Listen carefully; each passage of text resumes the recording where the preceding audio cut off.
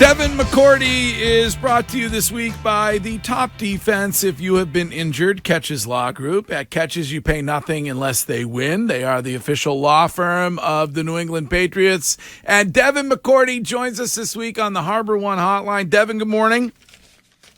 Good morning. I don't want to say that with Bill, you're gone and forgotten, but I did see that you sent him a congratulatory text on the contract, and you have yet to get a reply text. Yeah, I mean, 300 wins. I figured, I'll shoot a text message. But then I saw the post game presser, and he was, kind of like no big deal, focus on the team. So I like to think, he didn't forget about me, but he's so locked in on Miami that maybe some point this off season he'll text me back. Yeah, he doesn't like to talk about that stuff. He doesn't like to talk about it. Do your texts go through as blue or green to Bill? Mine go through as blue. Oh, that's good. Okay. That's good. I'm in the inner circle. Okay. Phew. Well, being in the inner circle, were you surprised at all that Bill's contract was extended before the start of this season? I mean, was Bill on, when was the last time his contract was talked about in the media? That would be 2008 after Spygate. Yeah. So are we to believe that Bill had his contract long enough from 2008 all the way till what was last year, 2022? So, he's gotten extensions probably so many other years. Who knows? His contract could have been up. Nobody knows, but this is breaking news Sunday as we were watching the game, and everybody was asking me, and I'm like, I don't know. Who has ever paid attention to Bill's contract, or kind of let alone any coach's contract?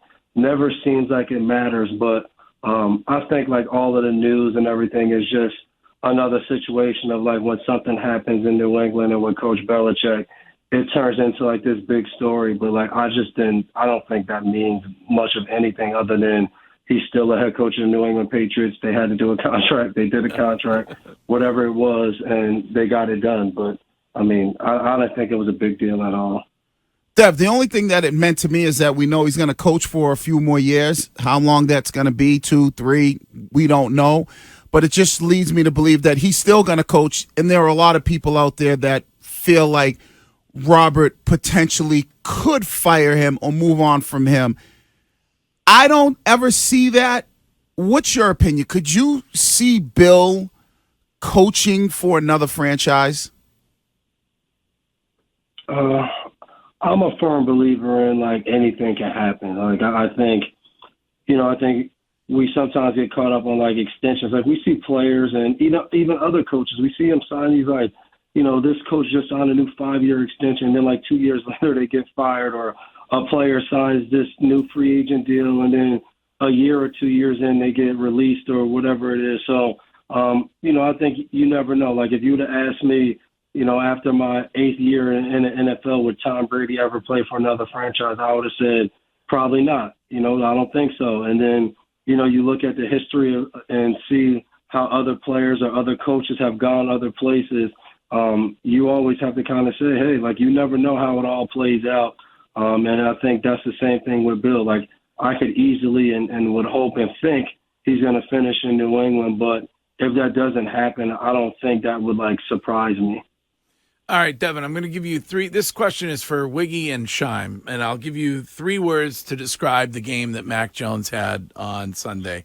Fine, good, or great. Which would you pick? I don't know, win. Who cares? I gave him an A on my report card, so I thought he looked good. When the quarterback plays well, the team wins, and he deserves all the credit. When the team doesn't win and the quarterback either plays just okay or it's not, then everybody's like, the quarterback sucks. He needs to get out of there. So, to me, Mac Jones, give him best game of the year, best game ever. He got a dub, game-winning touchdown. Quarterbacks get too much praise when they win and too much credit and too much, get bashed too much when they lose. So they won. Give Mac all his credit, shine everybody on the Mac hater bus or whatever you want to call it. it's time to give him his praise. Well, Gesicki after the game said that he feels like Mac has been treated and talked about unfairly. So would you agree with him on that? Or do you think that Mac is different than other quarterbacks around the league with the way that the media and fans have dealt with him? Or do you think this is just part of being a quarterback? Oh, no, it's definitely different. I mean, part of being a quarterback, it does come with it, but you're playing in New England, you're playing behind the greatest player to ever play. He's always going to get, and I think any quarterback that plays in New England, you're going to get judged a little differently, no different than the quarterback that plays for Dallas right now is Dak. But, whoever plays after Dak, you're always going to get criticized a lot more, and it's going to be looked at. You're going to be under a microscope. So right or wrong, I think Mac's always going to have that as long as he's playing in New England. Does it surprise you that specifically in a game like this past game Sunday that a Bill Belichick coach defense has trouble tackling? Yeah, I thought that was the only thing from the game that they walked away, and I'm sure in the meetings, happy you won and celebrate. But it's also a reminder, if we miss this many tackles, we won't win games. But I think that comes with playing football. You're not going to always go out there and execute at a high level every single play. But I think the thing that the defense should rely on is that's not us. We haven't put that on film over and over and over again. That's when you have an issue. When something comes up and you continue to do it week in and week out, then that becomes who you are. You can talk about other things and what we need to do, but you are what you are. And I think for the defense, they haven't had many games where, they've given up a ton of yards for, yards after contact. I think the game against Buffalo was kind of an exception. That's something you just got to refocus on, and, you just go out there and do it next week. And I think sometimes the best thing that happens for you is you go play another team that's super dynamic, hard to tackle, and you go out there and you tackle well again, like you used to do against Miami this week. It gives you the confidence to keep playing your game and keep executing. But, I think for that was kind of an anomaly that they shouldn't overdo, but they should definitely talk about and say, let's not let this show up again in a game, because that'll be the difference why we lose a game. Devin, a big talk radio topic over the years has been if you flipped Mac, or this year specifically, if you flipped Mac and Tua, would they have similar stats? Would Tua struggle like Mac has here, or would Mac excel with the weapons in Miami? I do think Tua would struggle in New England too. But I will say I think Tua really runs that offense really well. It's hard to anticipate. I think Mac could easily go run that offense. I've never seen him do it, but I will say one of the hard things of judging the Miami offense and how they do things is they've had other quarterbacks in there that have played, and no matter how great you think Tyreek Hill is and Jalen, while the offense hasn't been the same. We played them last year with Teddy Bridgewater in there, and it was different. So I think if you give Mac a year in that offense, I think it's such a heavy timing offense with motions and all of that. I think he would have elite numbers in that offense as well. But if you swap them right away, and Mac had, a week or 2 weeks to try to run that offense at a high level, I think that would be hard with their style. It's not the typical offense in the NFL, whereas I think New England is more quarterback under center, run game, play action. That stuff in Miami, when you watch, it's back foot, ball out. It's all about timing. I think that would take time. But I think if you put Mac in there and he has a season or half a season to get acclimated, I think he would have unbelievable numbers there as well. Dev, I think the biggest issue is just what we've been talking about, or at least for me, is what is Mac? Is Mac what we've seen for 2.5 years, or is Mac what we seen last week? That is, I think, the biggest question when you talk about a lot of quarterbacks is what is the upside to Mac Jones, whether you like him or you dislike him. I just have it. I find I don't know. We are aware. You think he has a low ceiling. You can't Right. stand him. Devin has told you 10 times on the show that he actually played with him and Right. thinks he's a pretty good quarterback. So then I guess don't the know. question is, why haven't we seen that good quarterback We did. for His rookie The season, the team made the playoffs. all right? Devin was on I that think team. it's the consistency of what's around the quarterback. I think you look at, like, whatever you think of Brock Purdy and what he is in San Francisco, you start shaking up the team and you lose your starting left tackle, Debo Samuels, one of your most electric, versatile pieces that the offense, like Kyle Shanahan can draw up plays and put them in different positions. Like, you start just taking that stuff away and you don't have, a whole offseason to prepare for something new. It's just wiped right from under you, swept right from under your feet. Like, it's hard to be successful. Like, and again, it's not all Brock Purdy. They play Cleveland. He gets the ball down there. They missed the field goal. But then last week, he throws an interception Monday night to seal the game and lose the game. And now, like, everybody's like, oh, like, is it him? Is it, like, it's everything. Like, the quarterback needs to have consistent pieces around him. And I'm not saying it has to be the best players in the league at every single position. But, like, if I'm Mac, it's nice to know who my starting 5 offensive linemen are going to be 80 to 90% of the time. Yes, injuries come up, but, like, do we know who that guy is at every single spot, week in and week out, barring injury? And I think for the last 2 years of his career, we would have to say no, and not just no for, like, a few positions. It's no for, like, 4 or 5 positions sometimes on the team of, like, who's going to be the top 2 receivers, and who's going to be the third receiver, who's going to be, the starting right tackle, who's going to be here. So I think that's been very hard for him of trying to focus on how you can get better as a player individually, especially playing quarterback. You're a young quarterback. How do I get better? But I still have to figure out how to help these guys that are in one game, out another game. So I think that's the hard part. Like Mike Onwenu is now playing right tackle. He hasn't played right tackle in a while. He played it in 2020, but now he's the right tackle. Is he going to be the right tackle going forward? I mean, I saw Adrian Clem say he's not sure. They're going to figure that out. Like, that's not a great feeling playing quarterback and you're not sure who the right tackle is going to be. Yeah, see, and when this is over, Wiggy's going to say, well, what do you expect Devin to say? He's friends with Mac Jones. No, but Devin was there in 2021, Mac's rookie year. They had a lot of influx on the offensive line. Trent Brown didn't play the whole season. There were guys that were moving around. Michael Onwenu. Go ahead. But remember, when Trent went out, Michael Onwenu went to right tackle, and then that kind of became what we had. Mm-hmm. Like 2021 was also a struggle in the beginning when Trent wasn't playing and we had some movement, and then we got in a rhythm where guys started to be in one position, and then Trent came back. The offense slipped up a little bit. Mike moved position. They tried to figure it out, and then Trent, I think, got hurt again, and then we got back to, like, what it was. So I think that is the key. Like, when those pieces and everything else is around you is really good, and it's also on the coaching staff when you feel comfortable there. So I think, like, in 2021, no matter what, he still had Josh. So there's a comfort level of, like, all right, this is what we're going to do.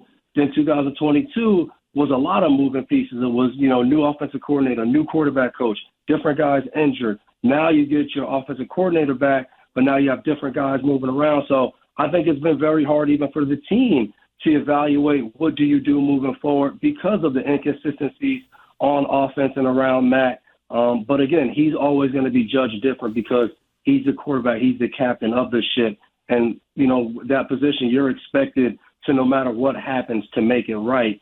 And there's very few quarterbacks that have that ability that no matter what, you can always be your best. And I think we saw that this past week. Josh Allen made some plays in that game that was ridiculous, like guys running free at him. He's escaping. But over time, when you have to do that play in and play out, like, you're not going to win every game. And I thought, overall, most people would say New England had no chance Sunday.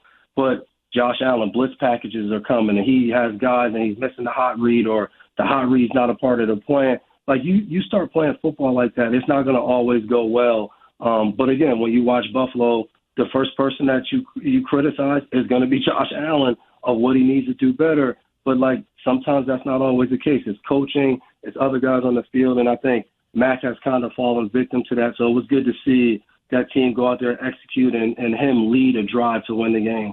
Devin, I think an issue a lot of people have, though, is the excuses when it comes to Mac, because right now we can sit here and say it's consistency around him, the talent around him. But then all last season, all we heard was that it was the coaching issue, that it was Matt Patricia, Joe Judge, and the relationship between them and Mac, and the fact that they didn't know what was going on and there was no game plan. So what was it last season? Was it the talent around him, or was it the coaches? Because now I'm confused.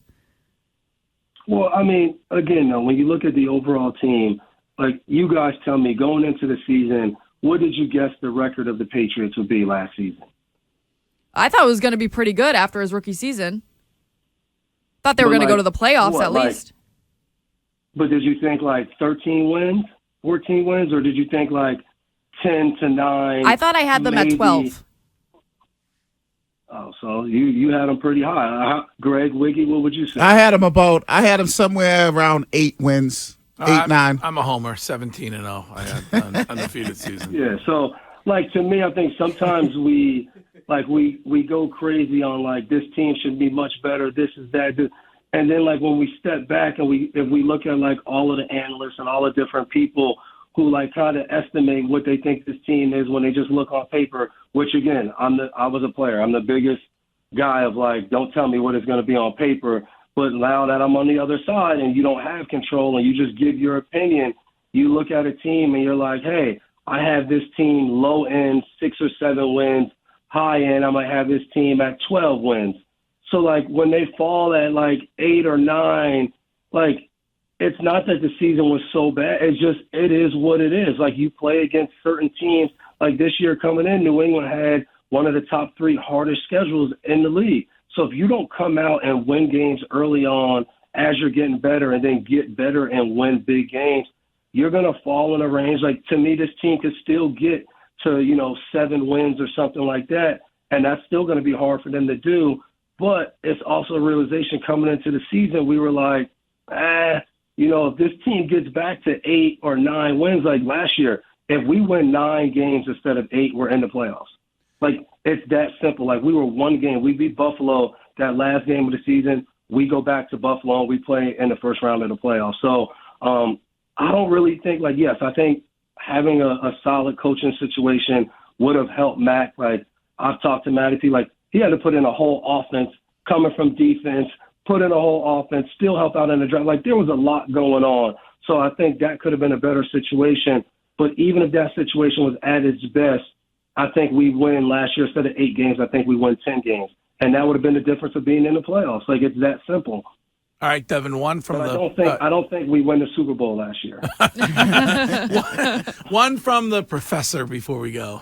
So, Devin, I was at the game, so I haven't done my All-22 deep dive yet, but it felt like, at least being there, that Bill Belichick was far more confident in just squaring up and going man-to-man a few times with his defense. That defense played really, really well for 3 quarters.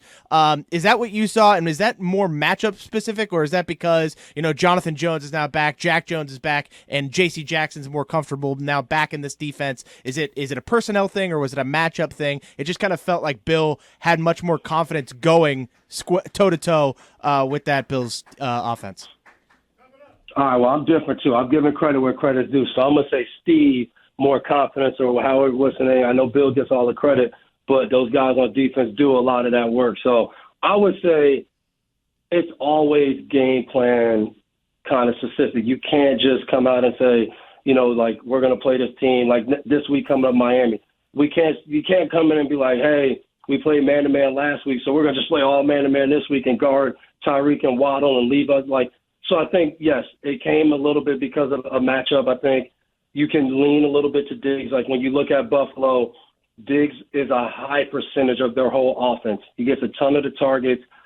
They throw to him a lot. They try to put him in a spot to succeed. So when you go man and everybody on your defense knows, all right, this is the guy, everybody else just has to hold up. But I thought they were aggressive, some of the blitz packages, and I think the defense played really well. But like you mentioned earlier, Greg, I think some of the missed tackles didn't even give it as much credit as it deserves, because some big first downs that Buffalo was able to get was just poor tackling. It wasn't this unbelievable play or run. And I think that kind of skewed the numbers. And then I think, going into the game. It's different when you play defense. You can be more aggressive when your offense is going down there. They're moving the ball. They're scoring some points.